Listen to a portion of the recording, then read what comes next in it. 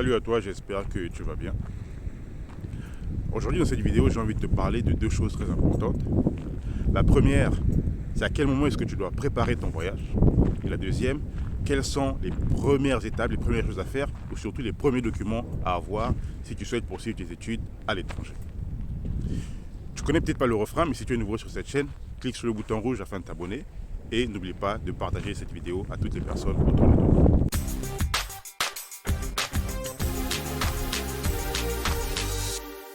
Poursuivre ses études à l'étranger est le souhait de plusieurs personnes, pas seulement des Africains, mais également des Européens.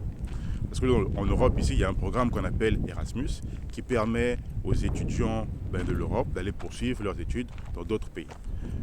Donc cette envie-là, ce souhait d'aller étudier ailleurs n'est pas un souhait unique à l'Afrique ou unique au tiers-monde. Le Français, il souhaite aller poursuivre ses études parfois en Belgique, en Espagne. Le Polonais, il veut aller poursuivre ses études en République tchèque, par exemple, au Portugal, en Lituanie, et ainsi de suite. Ils se déplacent pour un semestre, ou une année pour aller poursuivre leurs études à l'étranger. L'Africain également a ce souhait-là. Il veut aller poursuivre ses études à l'étranger, non seulement pour une meilleure culture, une meilleure éducation, mais le souhait de réussir également sa vie. Parce qu'on reconnaît qu'on a plus de chances à réussir en Europe qu'en Afrique. Mais ce n'est pas parfois la réalité, parce qu'il y a énormément de personnes qui sont même restées en Afrique qui réussissent leur vie. Ça, c'est un sujet pour un autre débat. Aujourd'hui, dans cette vidéo, j'ai envie de te parler de deux points, comme j'ai dit précédemment.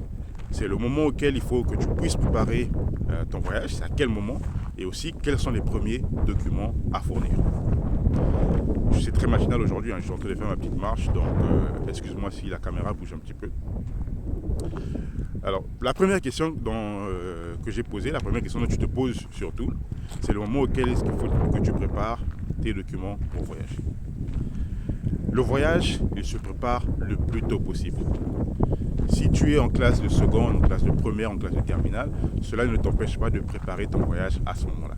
Pour les parents également, c'est le meilleur moment de préparer le voyage. Il ne faut pas attendre que l'enfant puisse avoir le bac afin de réfléchir où est-ce qu'il va aller. Pourquoi est-ce que c'est plus intéressant de préparer le voyage plus tôt? Parce que c'est la prise d'information qui est la première étape la plus importante, la prise d'information. Où est-ce que son enfant ou l'étudiant veut aller poursuivre ses études? Quelles sont les destinations qui sont ouvertes? Le prix, la langue, qu'est-ce qu'il va étudier? Toutes ces informations-là, il faut les avoir dès le départ. Ça vous aidera à mieux vous préparer. Parce que tu pourras déjà définir quelles sont les ambassades qui sont dans mon pays, où est-ce que je peux aller postuler pour le visa. Quelles sont les universités, le prix des universités, les programmes qui sont offerts là-bas. Vous pouvez trouver ces informations-là sur Internet ou passer par une agence. Et surtout, le coût. Le coût du voyage et pourquoi pas aussi la possibilité d'obtenir des bourses. Parce que plus tôt vous allez faire vos recherches, plus tôt vous saurez également quels sont les pays qui offrent des bourses, à quel moment est-ce qu'il faut postuler pour ces bourses-là et quels sont les documents à fournir. Donc plus tôt vous allez rechercher ces informations-là, mieux vous serez préparé lorsque l'enfant ou l'étudiant obtiendra son baccalauréat. Et à ce moment-là, vous serez prêt, vous saurez quoi faire et vous aurez même déjà préparé la documentation nécessaire pour voyager. Ça, c'est un détail très important. Il ne faut pas attendre uniquement après l'obtention du bac et à ce moment-là se dire, bon, qu'est-ce que je dois faire maintenant? Parce que là, vous serez limité par le nombre d'informations que vous allez obtenir pendant cette période. Par contre, si on avait fait ces recherches avant, on aurait su qu'après mon bac, voici mon programme, voici ce que je vais faire et suivre ce plan. Avoir un plan, c'est très important également lorsqu'on prépare son voyage. Et donc, c'est quelque chose que je tiens à rappeler ici. Si tu souhaites poursuivre tes études à l'étranger, il faut préparer ton voyage le plus tôt possible. Tu te retrouves parfois avec le bac, étant donné que tu n'as pas de plan, tu vas faire ta licence au pays ou le BTS, ce qui n'est pas mauvais, mais pour beaucoup, ils ne terminent pas leur programme qu'ils ont commencé. Qu'est-ce qu'ils font? Ils voyagent en cours et parfois ils reprennent même les matières qu'ils ont déjà faites et ils perdent une année, parfois 2 ans comme ça. Donc voilà pourquoi je rappelle que le voyage, il se prépare le plus tôt possible. Il ne faut pas attendre après le bac pour réfléchir que c'est à ce moment-là qu'on doit préparer son voyage. Ça, c'est la première question que je tenais à répondre. Alors, quelle est la deuxième? Le deuxième point, c'est donc quels sont les documents à fournir pour préparer son voyage. Ça dépend des pays, mais pour les études, il y a 3 documents très importants et qui sont toujours demandés. Parce que dans le cas des études, ce sont ces documents-là qui reviendront à chaque fois. Peu importe le pays où vous allez choisir, où vous allez souhaiter aller poursuivre vos études. Quels sont ces documents-là? C'est déjà avoir un passeport. Il faut faire son passeport le plus tôt possible. Et donc, lorsqu'on a déjà pris l'information qu'on souhaite voyager, on saura que pendant la période du bac, pendant l'année où on fait le bac, on va prévoir de faire un passeport. Il faut avoir son passeport en cours de validité. Avoir un passeport qui va expirer dans une année, ce n'est pas une bonne chose lorsqu'on souhaite poursuivre ses études à l'étranger. Il faut avoir un passeport de minimum 2 ans. Donc à le faire pendant l'année où on fait le bac ou bien lorsqu'on l'a obtenu. C'est le passeport qui est très important et qui reviendra énormément. La deuxième chose à faire, c'est récupérer le plus tôt possible son attestation de réussite au bac. Parce que je reconnais que le diplôme, pour l'avoir, ça prend parfois 6 mois, une année, parfois plus. Et donc, retirer son attestation de réussite au bac est un détail très important. Il faut le faire le plus tôt possible. Attestation de réussite au bac et relevé de notes. Une fois que vous avez récupéré ces documents, l'étape à faire, c'est d'aller les légaliser. La majorité des pays vont demander à ce que ces documents-là soient légalisés et légalisés au ministère des Affaires étrangères. Donc il faut que ça soit fait le plus tôt possible. Vous récupérez l'attestation de réussite au bac, vous allez récupérer le relevé de notes de ce bac-là.